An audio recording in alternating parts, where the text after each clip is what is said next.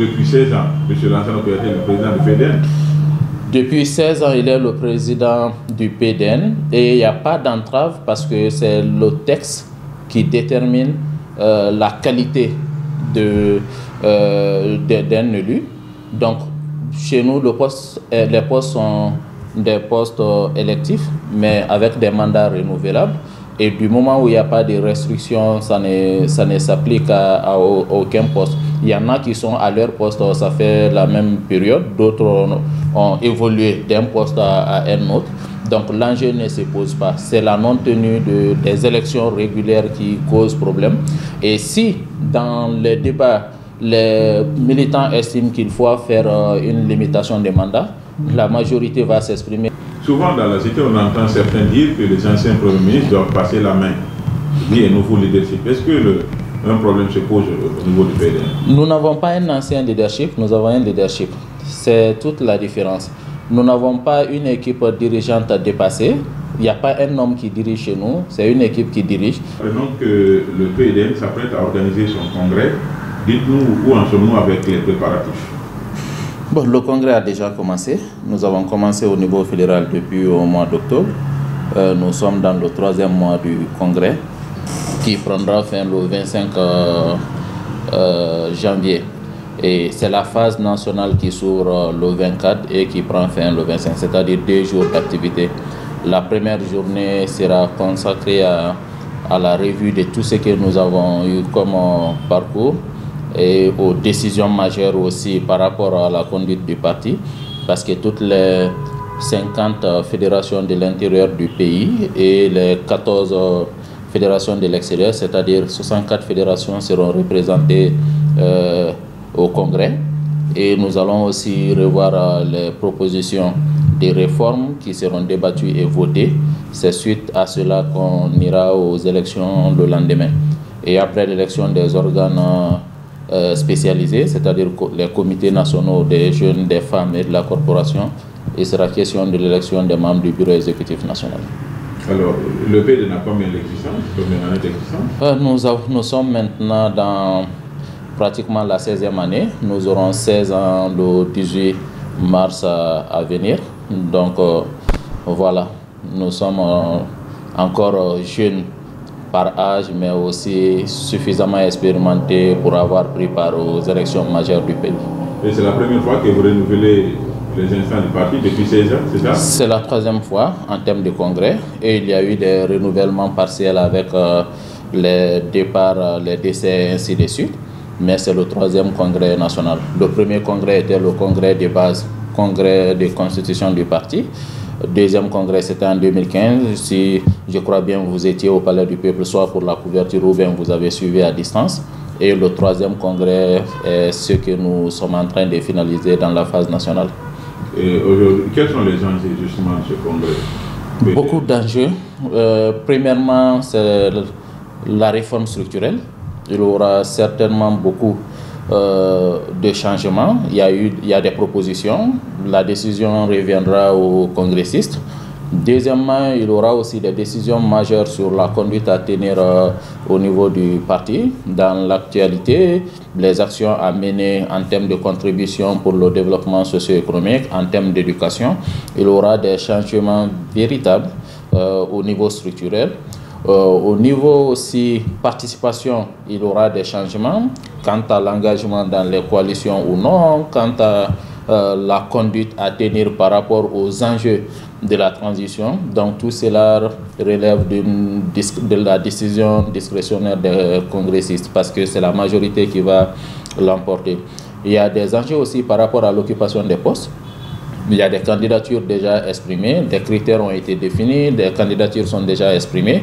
On verra quels sont ceux qui seront élus au poste visé sur la base des critères de sélection assez rigoureux parce que au-delà maintenant de faire partie du parti et d'avoir un certain âge, on impose maintenant un minimum d'expérience dans l'activité politique, c'est imposer également un niveau de compétence pour la mission concernée. Donc vous n'allez plus opter pour un poste parce que tout simplement le poste vous convient. Ce sont des missions qui sont assez mises en exergue pour vous amener à juger de votre capacité à faire face à ces missions. Comme nous l'avons toujours prôné, donc nous renforçons de plus en plus la logique selon laquelle ce sont des missions qui sont définies et les personnes sont affectées pour remplir ces missions. Alors, du poste de la présidente, il y a combien de candidats? Est-ce que M. Lansana Kouyaté est candidat à sa propre succession? Pour l'instant, moi je ne peux pas le savoir parce que je ne suis pas membre de la sous-commission électorale. Il y a une sous-commission, moi-même je suis candidat pour un poste. Et c'est à la sous-commission de faire la situation. Je crois que c'est demain, ils doivent publier la liste retenue parce qu'eux-mêmes, ils doivent vérifier si les propositions de candidature sont conformes aux critères. C'est suite à cela qu'ils vont maintenant publier une liste des personnes, des candidats retenus pour les postes concernés. Ce travail n'est pas encore fait, n'étant pas membre et le processus est en cours. Même si je le savais, je ne pouvais en parler en dehors d'une telle commission, dont je ne suis d'ailleurs pas membre. Donc depuis 16 ans, M. Lansana Kouyaté est le président du PDN? Depuis 16 ans, il est le président du PDN et il n'y a pas d'entrave parce que c'est le texte qui détermine la qualité d'un élu. Donc chez nous, les postes sont des postes électifs mais avec des mandats renouvelables. Et du moment où il n'y a pas de restrictions, ça ne s'applique à aucun poste. Il y en a qui sont à leur poste, ça fait la même période. D'autres ont évolué d'un poste à un autre. Donc l'enjeu ne se pose pas. C'est la non-tenue des élections régulières qui cause problème. Et si dans les débats, les militants estiment qu'il faut faire une limitation des mandats, la majorité va s'exprimer et ça sera limité et cette limitation entrera en vigueur. Pour l'instant, nous ne sommes pas dans cette logique. Oui, c'est lui-même. Donc, je coupe tous les sons possibles. C'est lui-même, okay. C'est lui qui appelle. Le président. On parle de lui, il appelle. Il a longue vie. Il a une présidence à gérer. Donc là, on ne coupe pas, hein? Donc non, c'est vous qui m'avez signalé de toucher. Et voilà, donc, selon vous, rien n'interdit au président Lansana Kouyaté, si on s'en tient à lui, d'être candidat. Après, rien ne l'empêche du point de vue statutaire.